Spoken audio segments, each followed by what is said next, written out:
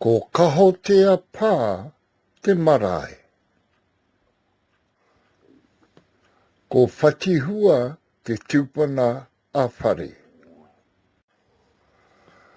Ko puna te aroha te whare kai. Tawhao was the father of Whatihua. Tawhao married Punui a Te Kore.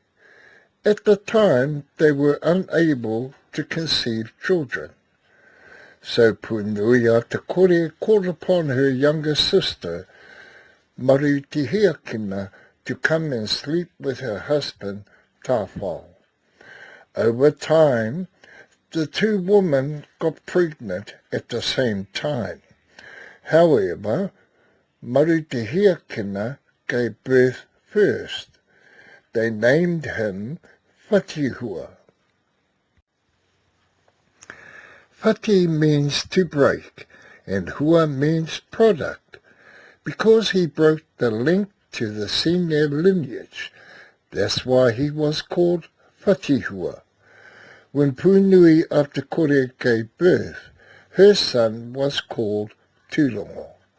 So Whatihua became the eldest child of Tawhao, and Tūrongo the younger sibling. The two grew up within the bonds of quarrelling and competing against one another. One day, Tūrongo went to Taranaki. There he met a royal princess called Ruaputahanga from Aotearoa.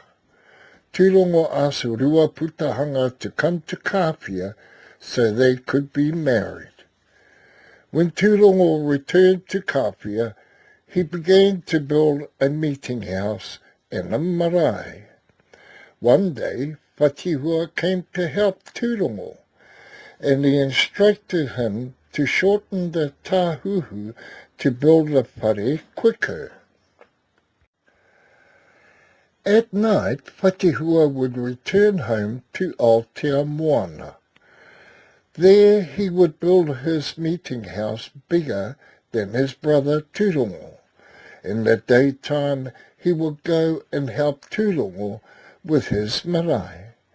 When Ruaputahanga and her iwi arrived at Kāwhia to Tūrongo's marae, there was not enough room to cater for the number of people. Whatihua then called upon Ruaputahanga and her people to come and stay at his marae. When Ruaputahanga saw the marae of Whatihua, she then chose Whatihua to be her suited partner. Tūrongo became saddened in not marrying Ruaputahanga. He then thought to go to the Hawke's Bay into Ngāti Kahumumu. When he was there, he met a royal princess from Kahotea. This woman was sent from the raukawa tree. Her name was Mahinarangi. Tūrongo then married Mahinarangi. When their son was born, they named him Raukawa. Whatihua married Ruaputahanga. When Ruaputahanga became pregnant, she asked Whatihua to go and catch tuna, eels. So Whatihua went to ask Apakura for a karakia to fetch tuna for Ruaputahanga. Apakura then said to Whatihua, the day will come to repay for his quest. When their first child was born, they named him Uanuku Tūwhatu. Ruaputahanga got pregnant again. She then asked Whatihua to go and catch eels for her again. Whatihua then went to ask Apakura for another karakia to catch eels for Ruaputahanga. Apakura then reminded Whatihua of the debt that has to be repaid. When their second child was born, they named him Uanuku Rangihoka. Ruaputahanga got pregnant again. She then asked Whatihua to go and catch eels for her again. Whatihua then went to ask Apakura for another karakia to catch eels for Ruaputahanga. Apakura then reminded Whatihua of the debt that has to be repaid. When their third child was born, they named him Uanuku Tapu. One day, Apakura appeared at Whatihua's home. Apakura said to Whatihua it was time to repay the debt he owed her. They all slept together. When Ruaputahanga heard of the debt of the karakia given to Whatihua for catching eels, she became disheartened.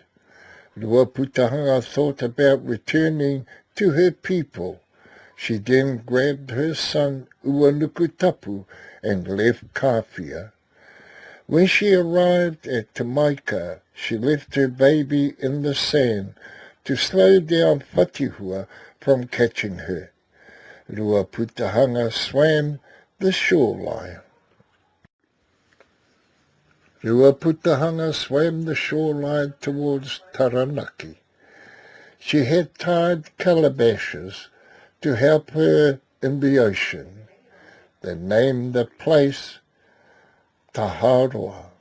Where Ruaputahanga came out of the ocean, she was wearing her marakopa, a weave wrapping around her groin. They named that place Marakopa. Ruaputahanga returned to her people of Taranaki and of Aotearoa. Whatihua and his son Uanuku Tapu returned home. Apakura fostered Uanuku Tapu and changed his name to Uanuku Whāngai. Whatihua made Apakura important. Apakura was from Te Arawa Waka, from the people of Tuwharetoa. The people of Ngāti Apakura lived at Ngāroto, a lake near Te Awamutu. Some of the people lived at Rangiowhia. In the days at Rangiowhia, the people of Apakura and the early missionaries lived peacefully together. They worked and grew vegetable gardens and grew fruit trees, peaches, plums, apples, lemons, nectarines, olives, and grapes.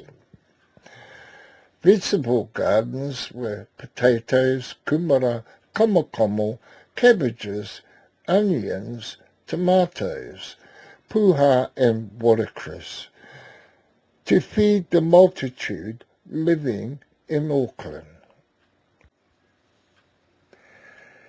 In times of the land battles, the young men of Apakura went to Pāterangi to support others who were waiting for the British troops.